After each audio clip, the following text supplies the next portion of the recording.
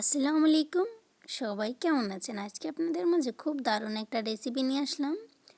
মুরগির মাংসের কালা ভুনা খুবই সিম্পলভাবে ঘরোয়া উপায়ে খেতে কিন্তু গরুর মাংসের থেকেও বেশি মজা লাগবে।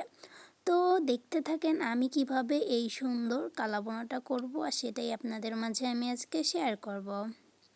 তো ফার্স্টে চলো মুরগিগুলোকে আমি সুন্দর করে ওয়াশ করে নিব। তো এখানে আমার দুইটা মুরগিরও কম আছে, একটা মুরগির হাফ মুরগি নিয়েছি আমি এখানে। তো দোকান থেকেই কেটে আনা, পরিষ্কার করে আনা মুরগিগুলো, তারপর আমি বাসায় একটু পরিষ্কার করে নিব। আর এইভাবে রান্না করলে দোকানের থেকেও বেশি স্বাদের লাগবে। পুরো ভিডিওটা না দেখলে বুঝতে পারবেন না, অবশ্যই দেখতে থাকেন। আশা করি আপনাদের অনেক ভালো লাগবে আমার আজকের এই কালা ভুনা মুরগির রেসিপিটা।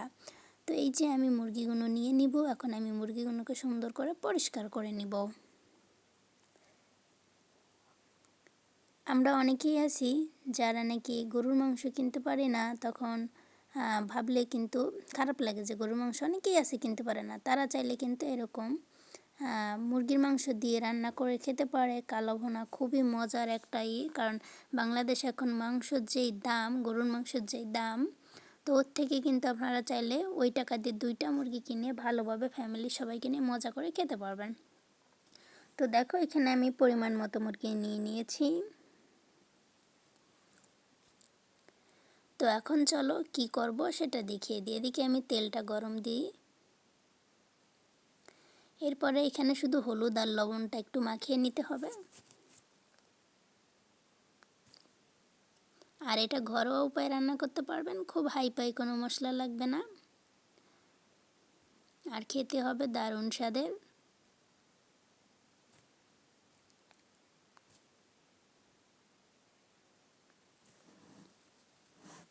এখন আমি হাত দিয়ে সুন্দর করে মাখিয়ে দিব।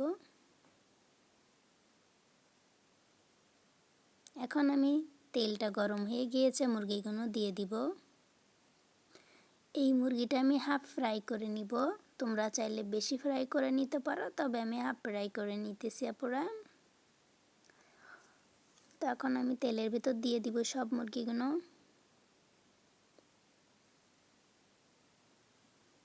আমি খুব সাধারণভাবে রান্না করি, খেতে কিন্তু খুবই মজা হয়।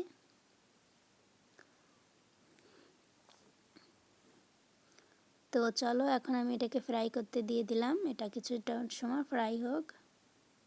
আর কিছুক্ষণ পর পর আমি একটু নাড়াচাড়া দিয়ে দিব। এটাকে আমি খুব বেশি ফ্রাই করব না, যতটা হলে মুরগিটা সেদ্ধ হয়ে যায় ততটাই ফ্রাই করব। তো দেখতে পাচ্তেছো এখানে আমি কিছুটা নাকফুল অ্যাড করে দিলাম, দিয়ে একটু নাড়াচাড়া দিয়ে দিব। আমি কিন্তু মুরগিটাকে আর ফ্রাই করব না, তোমরা চাইলে আরও বেশি করে নিতে পারো, তবে আমি আর ফ্রাই করতেছি না। তো দেখতে থাকো। এরপরে আমি হলো যেই পেস্টটা করেছি এখানে দেওয়ার জন্যে, এখানে কাঁচামরিচ আছে, শুকনো মরিচ আছে, আদা রসুন পেঁয়াজ সব আমি পেস্ট করে নিয়েছি, সেই পেস্টটাই দিয়ে দিলাম, আর সাথে একটা টমেটো দিয়েছিলাম। এখন আমি এক এক করে সব গুঁড়ো মশলাগুলো অ্যাড করে দিব। এখানে পরিমাণ মতন লবণ অ্যাড করে দিব।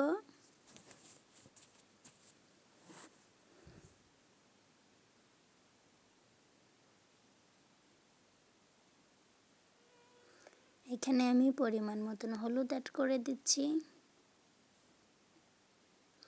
এরপরে আমি কিছুটা ব্ল্যাক পেপার অ্যাড করে দিলাম, আর সাথে কিছুটা জিরে গুঁড়ো অ্যাড করে দিব।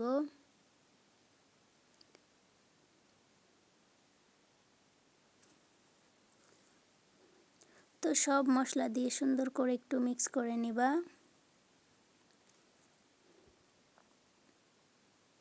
অতিরিক্ত মশলা হলে কিন্তু ভালো লাগে না খেতে, বাট পরিমাণটা অবশ্যই বুঝে দিবা।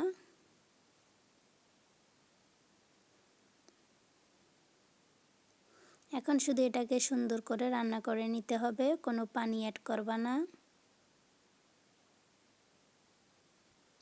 আর অবশ্যই এটাকে শুধু নাড়াইতে হবে, কোনো ঢেকে দিতে পারবা না। ঢেকে দিলে পানি বেরোবে, তখন কিন্তু এটা শুকাইতে তোমার অনেক টাইম লেগে যাবে। তো এভাবে জোরে জাল দিয়ে করে নিতে পারো, বা আস্তে জালও দিতে পারো।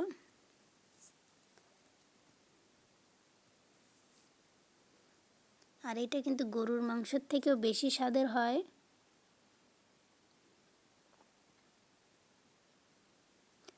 আমি কিছুক্ষণ পর পর নাড়া দিতেছি, দেখতে পাচ্তেছ।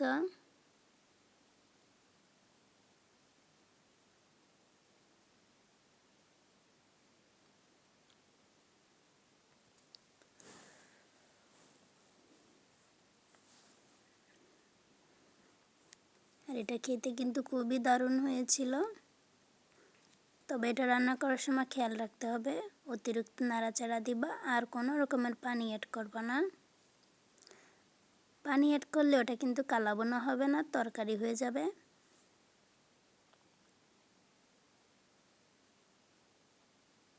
আর এই রান্নাটা যারা করে খাওনি, করে খেয়ে দেখো, খুবই মজার হয় এভাবে মুরগি রান্না করে।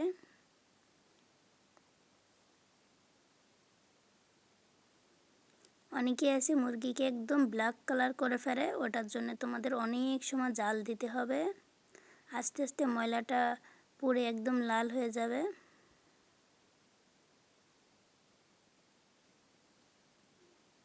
তো মশলাটা দেখো আমার কিন্তু ভালোই অনেকটাই টাইম ধরে আমি কষাই করে নিয়েছি মশলাটাকে। আর কালারটা দেখতে পাচ্তেছো কতটাই চেঞ্জ হয়ে গেছে।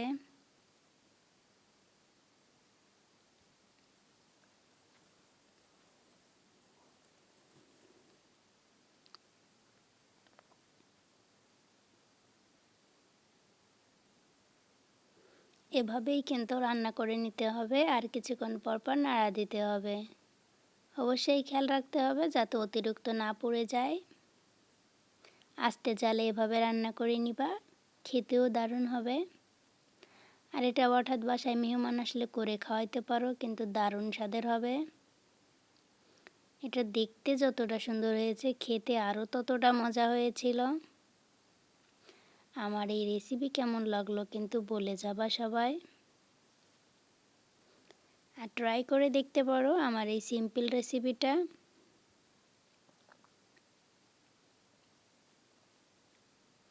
তো আমার কিন্তু এক কথা রান্না প্রায় হয়ে গিয়েছে।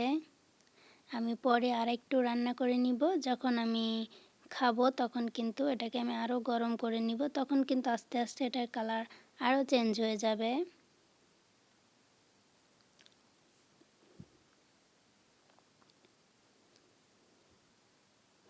এখন কিন্তু এটাকে আমি নামিয়ে নিব।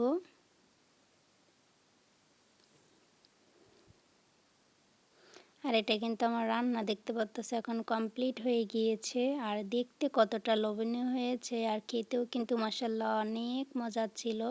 আর আমার এই রেসিপি কেমন লাগলো সবাই বলে যেও। তো আজকের মতন চলে গেলাম, সবাই ভালো থাকবেন। নতুন কোনো রেসিপি নিয়ে আবারও আপনাদের মাঝে চলে আসব। তো ততক্ষণ সবাই অনেক অনেক ভালো থাকবেন। আল্লাহ হাফেজ। এভাবেই সবাই আমার পাশে থাকো। Bye bye.